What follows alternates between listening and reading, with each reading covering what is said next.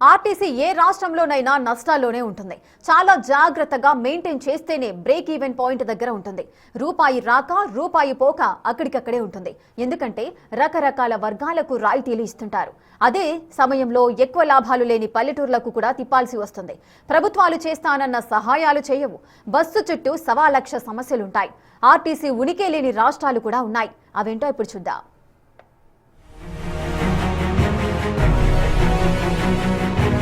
బెంగాల్లో ప్రభుత్వ ఆధ్వర్యంలో నడిచే బస్సుల కంటే ప్రైవేటు బస్సుల సంఖ్య ఎక్కువగా ఉంటుంది. కారణం, అక్కడ ఆర్టీసీ చాలా వరకు మనుగడ కోల్పోయింది. చాలా వరకు సమ్మెలు, యూనియన్ల వ్యవహారాలతో ఈ పరిస్థితి వచ్చింది. లాభాల్లో ఉన్న బెంగాల్ ఆర్టీసీ ఇప్పుడు నామ్కే వాస్తే అన్నట్లుగా నడుస్తోంది.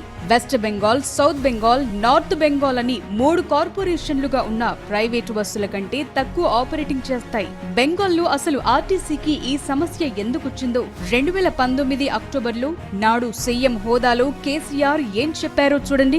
అప్పుడు అంత వైభవంగా ఉన్న కలకత్తా, ఆ జూట్ ఇండస్ట్రీ, ఆ టెక్స్టైల్ ఇండస్ట్రీ మొత్తం పోయింది. ప్రభుత్వానికి ఆదాయం లేదు. ఈ యూనియన్ల రాజకీయం ఎంత దూరం పోయింది తెలుసా అండి? మీరు ఆశ్చర్యపడతారు. ఎంత దూరం పోయిందంటే కలకత్తాలో ఎవడన్నా కలర్ వేసుకున్నవాడు కూడా భయపడ్డారు. కలర్ వేస్తే చెల్లాడుతారు. బిల్డింగ్ కలర్ వేస్తే అది ఒక డైయింగ్ సిటీ లాగా తయారైంది. అందులోనే ఆర్టీసీ ముంచిన గన్ను కూడా వీళ్ళే. కలకత్తాలో, వెస్ట్ బెంగాల్లో ఇలా లేదు. No RTC.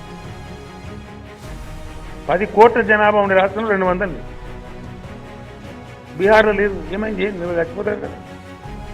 సబ్జెక్ట్ ఈజ్ మనకు ఉంది, నడుస్తుంది కాబట్టి మనకు సెంటిమెంట్ ఫీల్ అవుతుంది.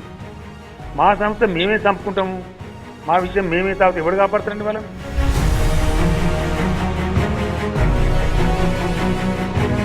ఇక బీహార్ సంగతి చూద్దాం.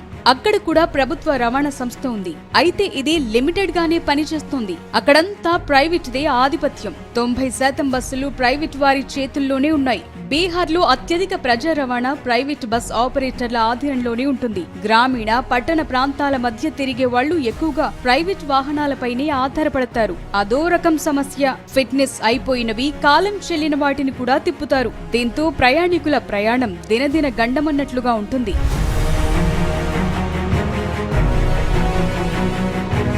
ఇప్పుడు మధ్యప్రదేశ్ ఆర్టీసీ స్టోరీ చూద్దాం.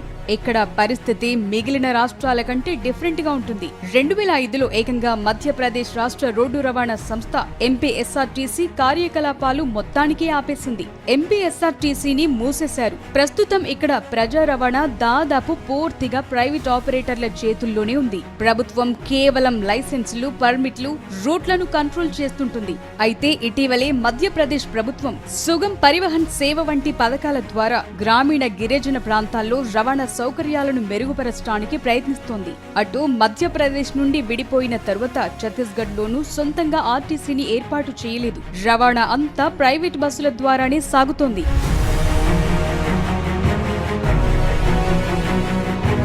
ఇక ఆర్టీసీ నామమాత్రంగా ఉన్న రాష్ట్రాల్లో మణిపూర్ ఒకటి. ఇక్కడ ఉన్న మణిపూర్ స్టేట్ ట్రాన్స్పోర్ట్ దాదాపు దశాబ్దం కాలం మూతపడింది. అయితే 2017లో మళ్లీ కొద్దిపాటి బస్సులతో పునరుద్ధరించారు. కానీ ఇది చాలా పరిమితం. దాదాపు చాలా రాష్ట్రాల్లో ఆర్టీసీలు నష్టాల్లోనే నడుస్తుంటాయి. ఈ కొద్ది రాష్ట్రాల్లో అయితే ప్రభుత్వాలు ఈ నష్టాలను భరించలేక సంస్థలను మూసివేసి రవాణా బాధ్యతను ప్రైవేట్ రంగానికి వదిలేశాయి. నిర్వహణ భారం అంటే బస్సుల కొనుగోలు, డీజిల్ ఖర్చులు, వేల సంఖ్యలో సిబ్బంది జీతభత్యాలు, పెన్షన్లు ఇలాంటివి భారంగా మారటంతో ఈ రాష్ట్రాల్లో ఆర్టీసీ పాత్ర పరిమితమైంది.